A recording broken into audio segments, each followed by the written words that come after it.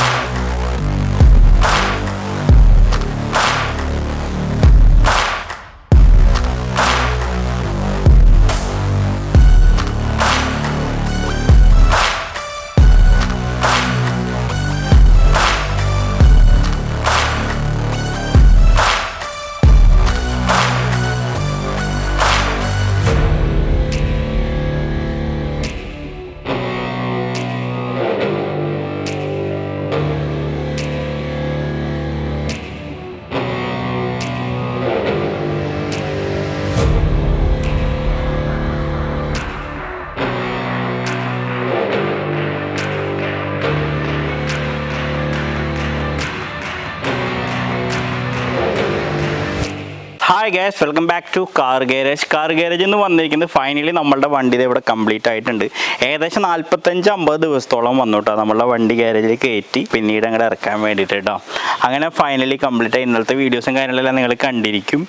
അപ്പോൾ ഇന്ന് ഈ വണ്ടിയുമ്പോൾ നമ്മൾ എന്തൊക്കെ ചെയ്തിട്ടുണ്ട്, എന്തൊക്കെ കാര്യങ്ങളാണ് ഇതുമോ ഉൾപ്പെടുത്തിയിട്ടുള്ളതെന്നുള്ള വീഡിയോ ആണ്. ഒരു വൈറ്റ് കളർ വണ്ടിയായിരുന്നു. വൈറ്റ് കളർ വണ്ടിയാണ് ഞാൻ പഠിച്ചിരിക്കുന്നത്. BMW എന്ന് പറഞ്ഞ ഒരു ബ്ലൂ കളറാണ് അടിച്ചിരിക്കുന്നത്. അത് പെയിൻറ്റിങ് സെലക്ഷൻ കാര്യങ്ങളൊക്കെ ഞാൻ കഴിഞ്ഞ വീഡിയോയിൽ നിങ്ങൾ പറഞ്ഞിട്ടുണ്ടായിരുന്നു. കഴിഞ്ഞ വീഡിയോ കാണാത്തവരുണ്ടെങ്കിൽ ജസ്റ്റ് പോയി കണ്ടേക്ക്. അപ്പോൾ അങ്ങനെ നമ്മൾ ബ്ലൂ കളർ സെലക്ട് ചെയ്തു. ഒരു ഡ്യുവൽ ടോൺ കളറിലാണ് നമ്മൾ ഈ ഒരു വണ്ടി പെയിൻറ്റിങ് ചെയ്തിരിക്കുന്നത്.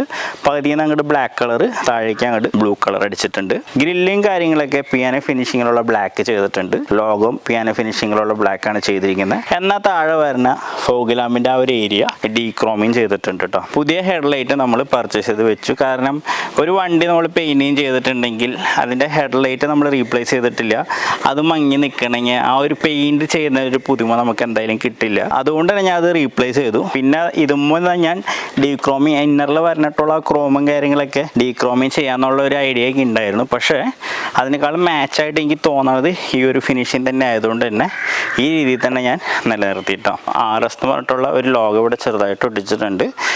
അലോയ് വീൽസ് ഞാൻ പറഞ്ഞു ഒരു ബ്രൗൺ കളർ അടിച്ചിട്ടുണ്ട്. അതിൻ്റെ ഇന്നറിൽ വരുന്നത് മെറ്റാലിക് ഗ്രീൻ കളർ പറഞ്ഞ കാലിബറിൽ പെയിൻറ്റിങ് ചെയ്തിട്ടുണ്ട്.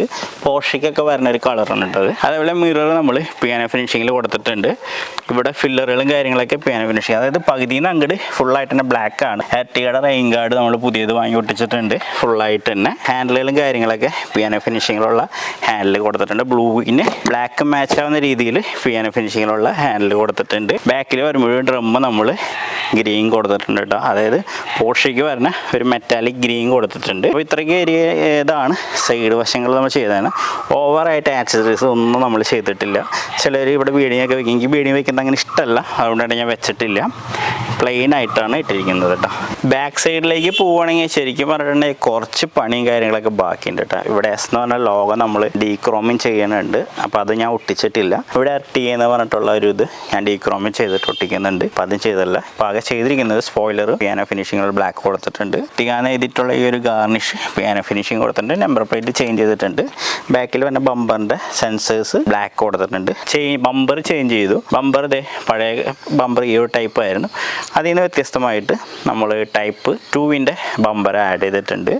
അടിയിൽ റിഫ്ലക്റ്റും കാര്യങ്ങളൊക്കെ LED പുതിയത് ആഡ് ചെയ്തിട്ടുണ്ട്. ടൈലൈറ്റൊക്കെ പഴയത് ഓൾറെഡി ഉണ്ടായിരുന്നതാണ്. ഞാനിത് ഇങ്ങനെ ടൈപ്പ് ചെയ്ത് നമ്മുടെ CarJJ Facebook, insta, YouTube number അങ്ങനെ ആയിട്ട് ഞാൻ എഴുതിയതാണ്. പക്ഷേ ഇതെനിക്കൊരു ബോറായിട്ട് തോന്നണത്. ഞാൻ മിക്കവാറും ഇത് റിമൂവ് ചെയ്തിട്ട് നമ്മുടെ ലോഗോ സെൻറ്ററിൽ കൊടുത്തിട്ട് അത് കൊടുക്കും. അത് പിന്നീട് ഉള്ള വീഡിയോകളിലൊക്കെ ഞാൻ കാണിച്ചു തരാം എങ്ങനെയാണെന്ന്.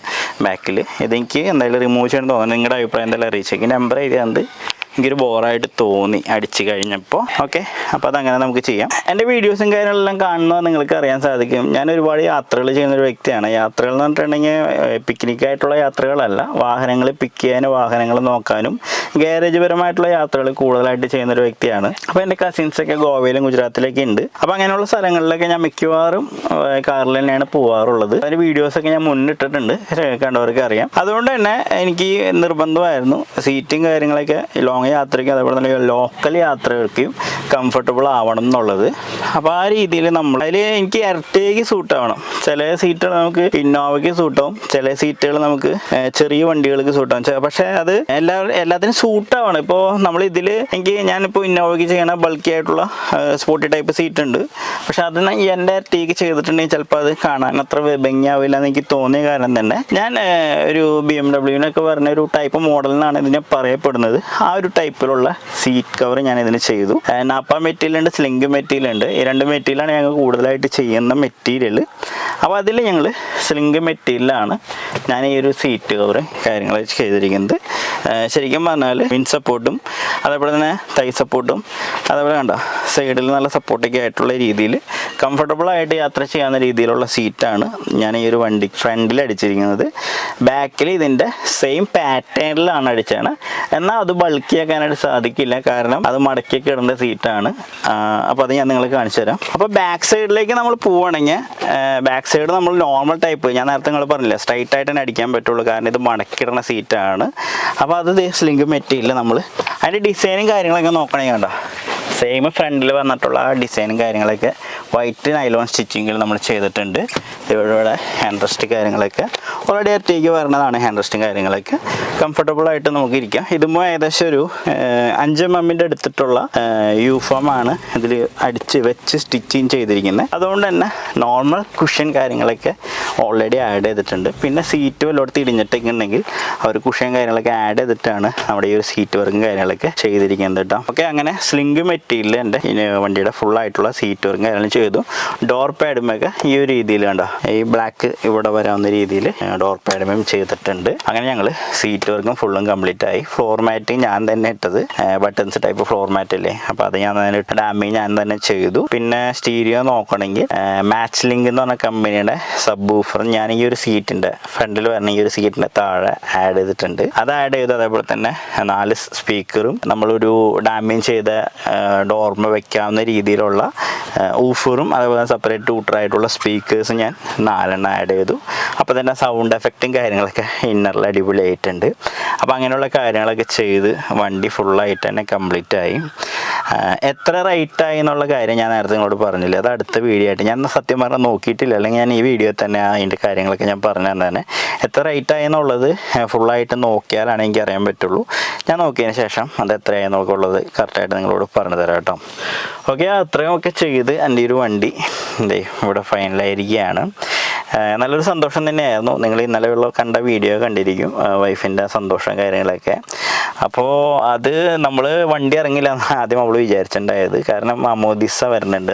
കൊച്ചിൻ്റെ 90ാമത്തെ ദിവസമാണ് മാമോദിസ വരുന്നത്. അപ്പോൾ അതിന് വണ്ടി പണിതിറങ്ങുമെന്നൊക്കെ ഡൗട്ടായിരുന്നു, കാരണം നിങ്ങൾക്കറിയാം എൻ്റെ ഗാരേജിലെ തിരക്കും കാര്യങ്ങളൊക്കെ നിങ്ങൾ വീഡിയോസ് കാണുന്നവർക്ക് അറിയാൻ സാധിക്കും. അപ്പോൾ അതുകൊണ്ട് തന്നെ നമ്മൾ എൻ്റെ വണ്ടി എപ്പോഴും ഇങ്ങനെ പെട്ടെന്ന് ചെയ്താൽ ശരിയാവില്ലല്ലോ. പക്ഷേ ഏകദേശം 2 മാസത്തിൻ്റെ അടുത്തായിട്ടാണ് ഇതിൻ്റെ ഫുൾ പണിയും കാര്യങ്ങളൊക്കെ.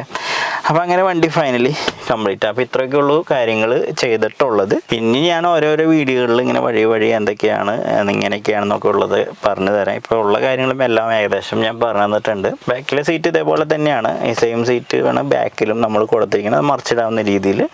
ഈ സംഭവമൊന്നുമില്ല, അത് തന്നെയാണ്, സെയിം തന്നെയാണ് ബാക്കിലും കൊടുത്തിരിക്കുന്നത്. വിനൽ മാറ്റ് ചെയ്തിട്ടുണ്ട് സാധാരണ ടൈപ്പ്. പിന്നെ സ്റ്റിയറിംഗ് വീലും കാര്യങ്ങളൊക്കെ സ്റ്റിച്ചിങ് ചെയ്തിട്ടുണ്ട്. അതൊക്കെ നിങ്ങൾ ഫസ്റ്റുള്ള വീഡിയോയിൽ കണ്ടിരിക്കും ചെയ്ത കാര്യങ്ങളൊക്കെ. ഓക്കെ, അപ്പോൾ അങ്ങനെയൊക്കെ നമ്മുടെ എല്ലാ വർക്കുകളും കാര്യങ്ങളും. നല്ല വിശർപ്പ്, കാരണം AC ഇട്ടിട്ടില്ല, അത് മാത്രമല്ല നല്ല വെയിലത്താണ് ഇപ്പോൾ വീടെടുക്കുക. അപ്പോൾ അങ്ങനെയൊക്കെയാണ് കാര്യങ്ങൾ. അപ്പോൾ അത്രയ്ക്ക് കാര്യങ്ങളാണ് നമ്മൾ ഈ ഒരു വണ്ടിയുമ്പോൾ ചെയ്തിട്ടുള്ളത്. അപ്പോൾ എൻ്റെ ഒരു വണ്ടി എല്ലാവർക്കും ഇഷ്ടപ്പെട്ടു ഇല്ലയോ എന്നുള്ളത് എന്തായാലും നിങ്ങളുടെ അഭിപ്രായം കമൻറ്റ് ബോക്സിൽ എന്തായാലും കൊടുത്തിരിക്കും. പിന്നെ എന്തെങ്കിലും അഭിപ്രായം കാര്യങ്ങളൊക്കെ ഉണ്ടെങ്കിൽ നിങ്ങൾ എന്തായാലും പറയാം. ഒരുപാട് ആൾക്കാർ എന്നോട് കമൻറ്റ് ബോക്സിൽ ഫസ്റ്റത്തെ വീഡിയോ ഞാൻ ഇട്ടപ്പോൾ എന്നോട് പറഞ്ഞിട്ടുണ്ടായിരുന്നു, അലോയ് വീലിന് സിൽവർ അടിക്കുന്നു. അപ്പോൾ ഒരാൾ എന്നോട് ഗ്രേ അടിക്കാൻ പറഞ്ഞിട്ടുണ്ടായിരുന്നു, ബാക്കി എല്ലാവരും സിൽവർ അടിക്കാനാണ് പറഞ്ഞിട്ടുണ്ടായിരുന്നത്. എനിക്കും സിൽവർ തന്നെയായിരുന്നു താല്പര്യം. പിന്നെ പണിക്കാരങ്ങനെ ഒരുപാട് പറഞ്ഞപ്പോൾ പിന്നെ അങ്ങനെ ഒരു ചാഞ്ചാട്ടം വന്നതാണ്. എനിക്ക് ഇപ്പോഴും സിൽവർ തന്നെയാണ് ഇഷ്ടം അലോയ് വീലിന്. പക്ഷേ ഇതും കാണാനായിട്ട് ലുക്കോറും കാര്യങ്ങളൊന്നും ഇല്ലാത്ത കാരണം വലിയ ഇഷ്യൂസ് ഇല്ല. ഓക്കെ, അപ്പോൾ അതിലെന്തെങ്കിലും അഭിപ്രായം ഉണ്ടെങ്കിൽ അതെന്തായാലും പറഞ്ഞേക്ക്. പിന്നെ വണ്ടിയിൽ എന്തെങ്കിലും അഭിപ്രായം എന്തെങ്കിലും ആഡ് ചെയ്യാനുണ്ടെന്നുള്ളതോ അങ്ങനെ എന്തെങ്കിലുമൊക്കെ ഉണ്ടെങ്കിൽ അതും അറിയിച്ചേക്ക്. റിവേഴ്സ് സെൻസറും കാര്യങ്ങളൊക്കെ ആഡ് ചെയ്തിട്ടുണ്ട്. ഓൾറെഡി ഞാൻ നിങ്ങളോട് പറഞ്ഞതാണ്. ക്യാമറ ആഡ് ചെയ്തിട്ടുണ്ടായിരുന്നു, അതൊക്കെ ഞാൻ ഫസ്റ്റത്തെ വീഡിയോയിൽ കാണിച്ചിട്ടുണ്ടായിരുന്നു. പിന്നെ ഇത് ഇവിടെ വരുന്ന ഈ സീറ്റിൻ്റെ ഈ ഒരു സംഭവം, അതായത് ഫ്രണ്ടിൽ വരുന്ന ഹാൻഡ് റെസ്റ്റ് ഞാൻ സെയിം സീറ്റ് മെറ്റീരിയൽ അടിച്ചിട്ടില്ല, അത് അടിക്കണം. കാരണം സീറ്റിന് അടിക്കാൻ കൊണ്ടുപോയപ്പോൾ അത് കൊണ്ടുപോയില്ല, അത് കാരണം അത് അടിക്കാനുണ്ട്. ബാക്കിയൊക്കെ ഇവിടെ തീർത്ത് കംപ്ലീറ്റ് ചെയ്തിട്ടുണ്ട് കേട്ടോ. അപ്പോൾ ഇത്രയേ ഉള്ളൂ എൻ്റെ വീഡിയോ. അപ്പോൾ വീഡിയോ എല്ലാവർക്കും ഇഷ്ടപ്പെട്ടെന്നായിരിക്കും. സബ്സ്ക്രൈബൊക്കെ ചെയ്യാത്തവരുണ്ടെങ്കിൽ സബ്സ്ക്രൈബ് ചെയ്ത് ചാനൽ സപ്പോർട്ട് ചെയ്യുക. തുടർന്ന് നല്ല നല്ല വീഡിയോസും കാര്യങ്ങളൊക്കെ ആയിട്ട് ഇനിയും വരുന്നതാണ്. അപ്പോൾ എല്ലാവർക്കും ബൈ.